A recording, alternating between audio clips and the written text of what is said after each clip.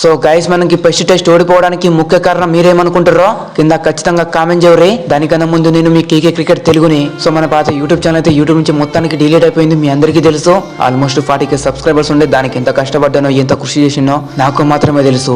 అయినా ఏని ఒక సొల్లు సోదు కాకుండా నాకు దేవుళ్ళైనా ఎవరైనా మీరే కాబట్టి దయచేసి నేను మిమ్మల్ని వేడుకుంటున్నా. ప్రతి ఒక్కరు కూడా దయచేసి మీరు మన ఛానల్ ని సబ్స్క్రైబ్ చేయండి.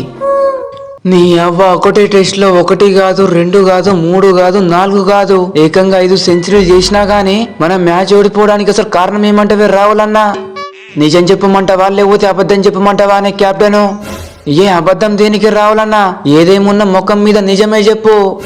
గట్టయితే మనకి ఫస్ట్ టెస్ట్ ఓడిపోవడానికి ముఖ్య కారణం మొత్తం కూడా నీ తొక్కల కెప్టెన్సీ గిల్లు. నీ తొక్కల కెప్టెన్సీ వల్లనే మనం ఈ రోజు ఈ మ్యాచ్ ని గింత దారుణంగా ఓడిపోయినాం. కెప్టెన్ గా టాస్ గెలిచినావా అంటే టాస్ గెలవలేదు. సర్లేతే ఒక కెప్టెన్ లెక్క నువ్వు తీసుకున్న రివ్యూలలో ఏదైనా ఒక్క రివ్యూ అయినా సక్సెస్ అయిందా అంటే ఒక రివ్యూ కూడా సక్సెస్ గా లేదు. దాంతో పాటు నువ్వు ఒక కెప్టెన్ గా మన ఫీల్డర్లకు మన బౌలర్లకు ఏదైనా కాన్ఫిడెన్స్ ని నింపినావా అంటే గది లేదు. నీ అవ్వ ఇంకెట్లా మనం మ్యాచ్ గెలుతామే? వా గిట్టంటానే రావులన్నా. టాస్ గెలవలేదు అంటే గెలవలేదు, రివ్యూలలో ఫెయిల్ అయినా అంటే ఫెయిల్ అయినా, కానీ బ్యాటింగ్ లో మాత్రం సెంచరీ మింగినా కదా. వా ఫస్ట్ ఇన్నింగ్స్ లో సెంచరీ మింగినా గానీ సెకండ్ ఇన్నింగ్స్ లో ఏం మింగినావనే తుస్సాన్ని అవుట్ అవ్వడం తప్ప. దాంతో పాటు నీ కళలో మొత్తం కూడా నీ కెప్టెన్సీ భయమే ఒప్పిస్తాంది. ఇంకా మా కెప్టెన్ భయపడితే ఇక మేమేం గెలుతాం నా బొందా. ఓయ్ నీ ఎవరు రావులన్నా, నువ్వు మొత్తం నా ఎజ్జ తీసేటట్టున్నావు కదే. నీ ఎవరు టాటా బాబాయ్ రావులన్నా.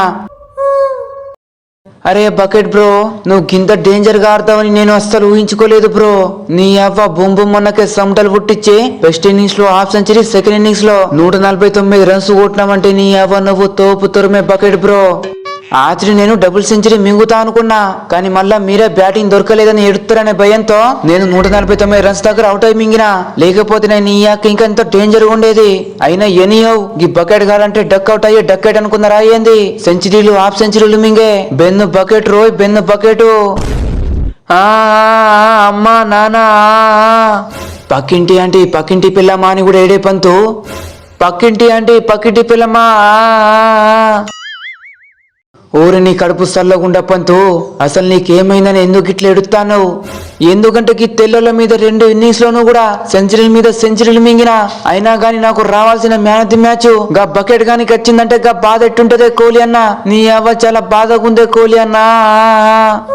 ఊరి నీ అవ్వ ఇంతకి నువ్వు ఏడ్చేది మన ఇండియా టీం ఓడిపోయిందానా లేకపోతే నీకు మ్యాన్ ఆఫ్ ది మ్యాచ్ రాలేదని ఎడుతానవా?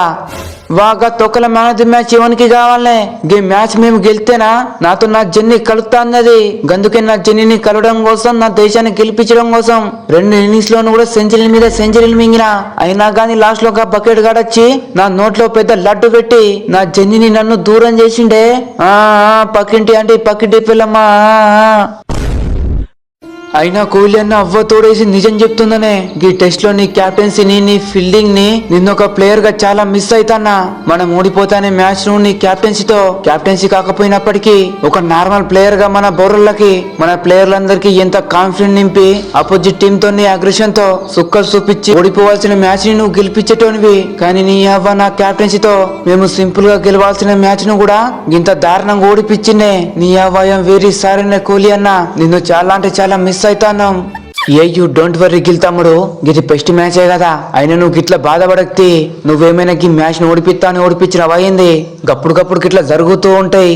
అయినా ఎనీవో మై డియర్ ఇండియన్ పిల్లగాయలు, అసలు మనం ఈ బెస్ట్ టెస్ట్ ఓడిపోవడానికి ముఖ్యమైన కారణము మీరేమనుకుంటారో కింద ఖచ్చితంగా కామెంట్ చేయరు. చూద్దాం ఎవరెంత టాలెంట్ గా కింద కామెంట్ చేస్తారో.